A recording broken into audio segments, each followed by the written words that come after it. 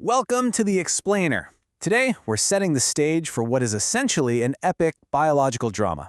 It's a story of romance, communication, and ultimately, tragic betrayal. And it's all taking place right now at the microscopic cellular level. Our main character? A crucial piece of your genetic code called HLA. We're going to dive into its profound importance in human pathobiology. You can almost think of your immune system like a classic romance novel.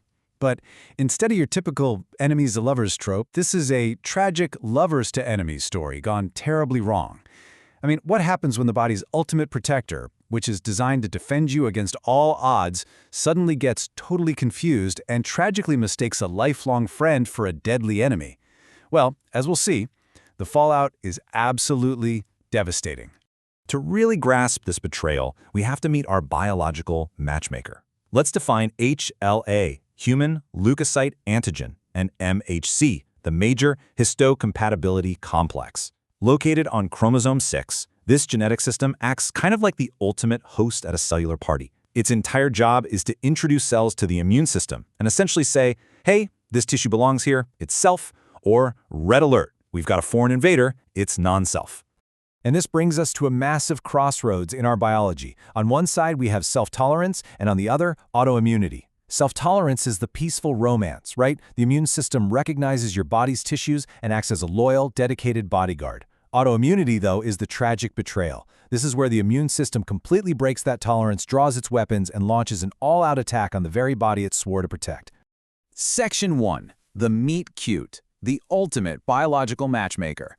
Every good story starts with harmony, so let's look at how this matchmaking process is actually supposed to work. Okay, let's dive into this. There are 3 exact steps to healthy cellular communication. Step 1. The HLA molecules process antigens, basically chopping up proteins into little tiny pieces. Step 2. They present these little peptide pieces to our immune sentinels, the CD4+ T cells. And step 3. Based on that introduction, the body safely distinguishes friend from foe. The T cells give a little nod, say okay, you're cool, and move on. Total harmony.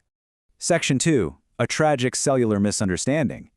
But, as we know, harmony rarely lasts forever. This is the turning point of our biological story where things go completely off the rails. So here's exactly how the betrayal goes down. Sometimes the processing of antigens gets slightly messed up and reveals previously hidden epitopes. Think of these as secret parts of the cell that the immune system has literally never seen before. Because they're unrecognized, autoreactive T cells start to panic. They think there's a massive invasion, so they trigger the B cells, which then ramp up and produce a huge, varied army of autoantibodies. Just like that, the lovers become enemies and the attack has officially begun. Section 3. Rheumatoid arthritis, the betrayal. Let's see what this actually looks like in the real world, starting with rheumatoid arthritis. Now, what's really fascinating here is how the exact culprit is pinpointed, a specific gene in the HLA complex called HLA-DRB1. In rheumatoid arthritis, mutations in this specific gene cause the immune system's T cells to orchestrate a direct attack on the synovial membrane, which is the lining of your joints. This drives a massive inflammatory response that ultimately leads to cartilage and bone erosion. It's brutal. And just take a look at this number, 30%. That single gene mutation we just talked about, HLA-DRB1, accounts for roughly 30% of the entire genetic susceptibility for rheumatoid arthritis. One misunderstood introduction by our matchmaker, and a third of your genetic risk is locked in. But HLA isn't pulling this off all by itself. Notice the peak over the PTPN22 gene on the left side of this genetic map. Polymorphisms, or variations in this gene, act like accomplices to our HLA matchmaker to help break self-tolerance. So it's really a conspiracy of genetics driving the disease. Section 4. Lupus, a systemic war. While rheumatoid arthritis is primarily targeting the joints, our next disease shows what happens when the betrayal goes systemic. Lupus is a full-on systemic war, and the fallout is definitely not localized. Those misfiring autoantibodies, they target the kidneys, the brain, the lungs, the heart, the skin, and the joints. It is a wildly heterogeneous autoimmune disease characterized by a massive overload of immune complexes just running totally rampant through the body. This quote really hits the nail on the head. Loss of self-tolerance leads to target tissue destruction. In lupus, this destruction is heavily driven by the body's complete failure to clean up after itself. Normally, when cells die naturally, they get cleared away. But in lupus, that biological garbage disposal system just totally fails. Let's move to the next step and see how this snowballs into a vicious cycle. Step 1, apoptotic cells, meaning cells undergoing natural, programmed death die off. Step 2, a clearance deficiency leaves these dead cells just sitting around. Step 3, because they sit there and degrade, hidden nuclear autoantigens are suddenly exposed to the immune system. And Step 4, this exposure creates a highly inflammatory milieu that entirely shatters self-tolerance. It's just an endless loop of exposure and inflammation. Section 5. Parkinson's, an unexpected link. All right, get ready for the plot twist of this explainer. We've talked about joints, we've talked about systemic organs, but what about the brain?